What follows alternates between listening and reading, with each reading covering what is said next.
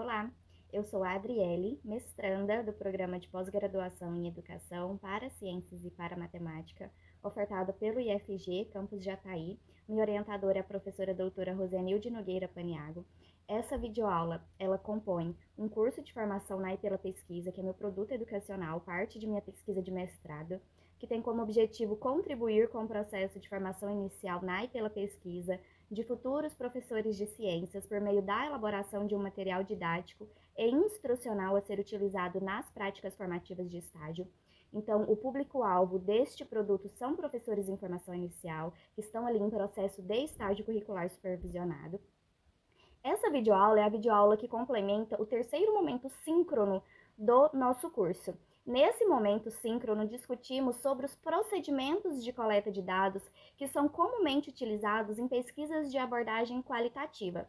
Então, falamos sobre a observação, sobre os questionários, as entrevistas, a análise documental, que são procedimentos, técnicas utilizadas dentro das pesquisas de abordagem qualitativa para a recolha e produção de dados. Então, esses 4 procedimentos de coleta de dados são os mais utilizados nesse tipo de pesquisa, nessa abordagem de pesquisa. Para essa videoaula, escolhi trabalhar com vocês, discutir com vocês sobre a observação. A observação é o procedimento de coleta de dados mais utilizado em pesquisas de abordagem qualitativa e também pelos estudantes, pelos professores em formação inicial, licenciandos que estão em processo de estágio curricular supervisionado. Então, foi o procedimento de coleta de dados que escolhi trazer para vocês, em razão desses motivos. Então, nessa videoaula, vamos discutir sobre como observar e como construir um diário de campo, onde se registra as informações do seu período de observação. Então, é importante compreender como construir esse material. Inicialmente, trago uma citação de Menga Ludick e Marli André, que são autoras referências quando se fala em pesquisas de abordagem qualitativa. Esse livro aqui, depois eu vou colocar ele na descrição também do vídeo e também vou apresentar a referência bibliográfica no final dessa videoaula. Então, inicialmente, as autoras elas pontuam que o que cada pessoa seleciona para ver depende muito de sua história pessoal e principalmente de sua bagagem cultural. Então, o que isso significa? Que pessoas diferentes, elas podem olhar para uma mesma situação e enxergar nela elementos diferentes, coisas diferentes. Então, por quê? Porque as pessoas elas são formadas de acordo com a sua história pessoal, sua bagagem cultural, e tudo isso é diferente de pessoa para pessoa. Então, as pessoas são formadas de forma distinta. Então, elas vão observar essas situações, por vezes uma mesma situação, de formas muito diferentes.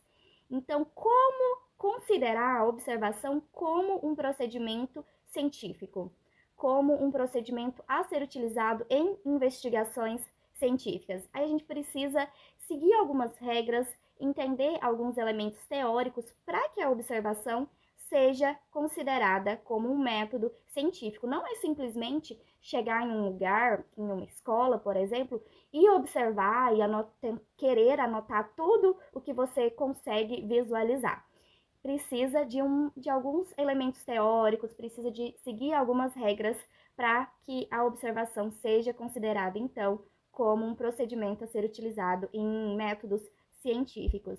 Antes de tudo, as autoras elas pontuam que a observação precisa ser sistemática e controlada, planejada cuidadosamente. Então, antes de o estudante, de professor em formação, estagiário ou pesquisador que seja chegar em um lugar, seja ele a escola, para observar, ele precisa planejar isso de forma sistemática, de forma controlada.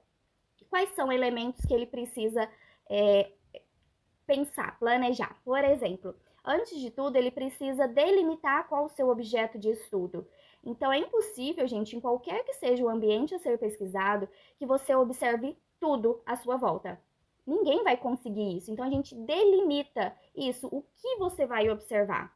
Então, por exemplo, em uma sala de aula, como a gente está falando de estágio, né, o foco é o estágio, vou citar o exemplo da sala de aula. O estudante, o estagiário, ele não consegue observar tudo o que acontece em uma sala de aula. Então, ele pode delimitar, por exemplo, que ele vai observar a relação entre o professor e os estudantes, a relação entre os estudantes, a relação entre os estudantes e a equipe pedagógica, entre o professor e a equipe pedagógica, o momento do recreio. Então, são diversos pontos ali de delimitação do objeto de estudo.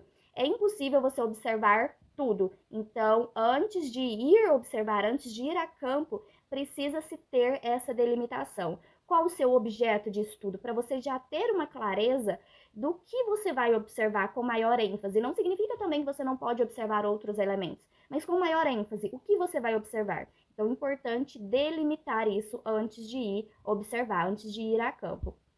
E também o pesquisador ele precisa decidir qual vai ser o seu grau de participação com os sujeitos da pesquisa. Você vai interagir com esses sujeitos ou você só vai observar de forma distante? Esses sujeitos eles vão saber que você é um pesquisador que está ali pesquisando eles, ou você vai se misturar ali com os sujeitos e vai revelar a sua identidade só no final da pesquisa? Então, esse grau de participação do pesquisador em relação aos sujeitos da sua pesquisa também precisa ser definido, escolhido antes de se ir a campo. E todos esses elementos, gente, eles são teorizados, estão ali presentes na teoria, existem autores que discutem sobre isso, então é importante se ter o conhecimento desses autores antes de ir observar, antes de querer construir um diário de campo.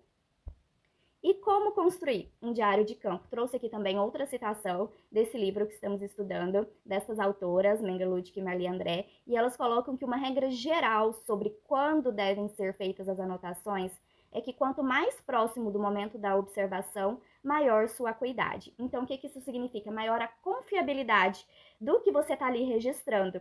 Um diário de campo ou diário de bordo, vocês podem aí encontrar com outras denominações, dependendo do referencial teórico, dos autores que vocês estejam utilizando, é onde você registra os elementos que você está observando ali durante o seu processo de observação, seja ele do estágio ou de uma pesquisa que você esteja desenvolvendo.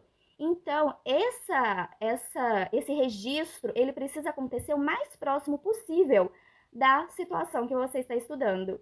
Por vezes, você não consegue registrar, fazer esse registro no momento em que a situação está acontecendo. Porque talvez você está ali interagindo com esse grupo, realizando alguma prática com esse grupo, que torna impossível você registrar ao mesmo momento. Mas o ideal é que você registre logo após, então, esse processo acontecer. Quanto mais próximo da situação, do momento em que aconteceu o que você estiver estudando, melhor.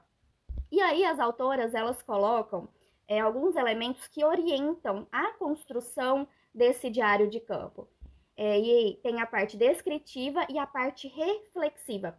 O que é a parte descritiva? Onde você descreve alguns elementos que aconteceram ali durante o seu processo de observação.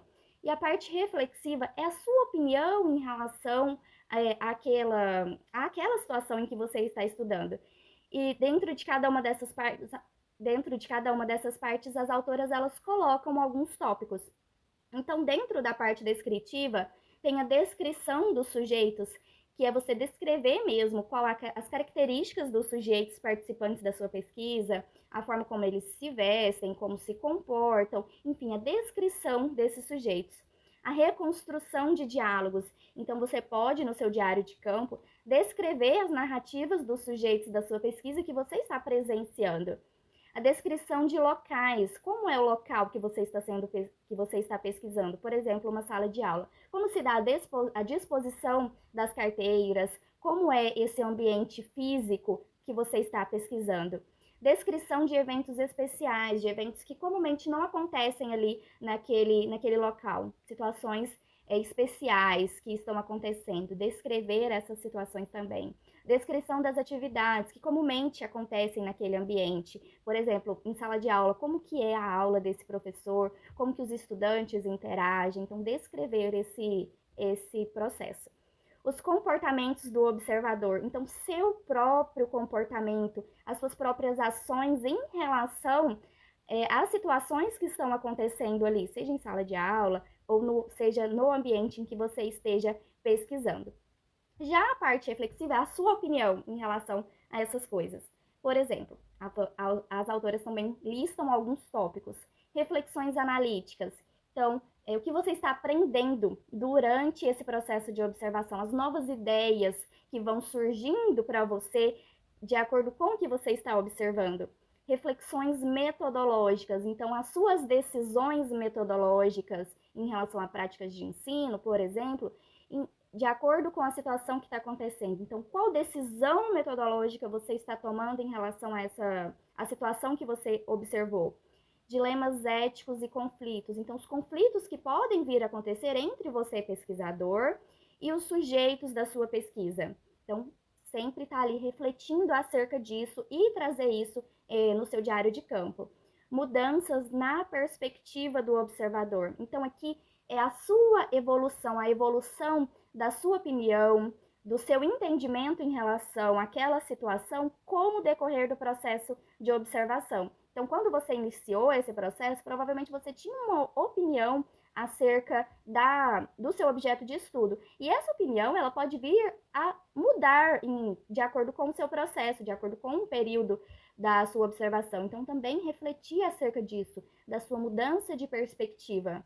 Esclarecimentos necessários são pontos que você precisa refletir melhor, que você precisa de esclarecimentos melhor em relação a isso. Então, buscar estratégias, por vezes, externas para entender, para esclarecer melhor essas situações.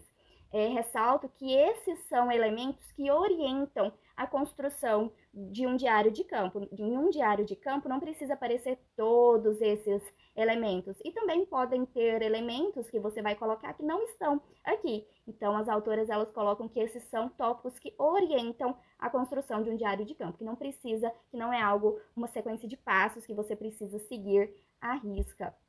Essa é a referência bibliográfica que a gente utilizou nessa aula. Esse livro, vou mostrar de novo, da Menga Ludic e Marli André. E essa foi a aula, espero que tenha contribuído para vocês, para o entendimento de vocês acerca dos procedimentos de coleta de dados, e até a próxima aula. Tchau, tchau!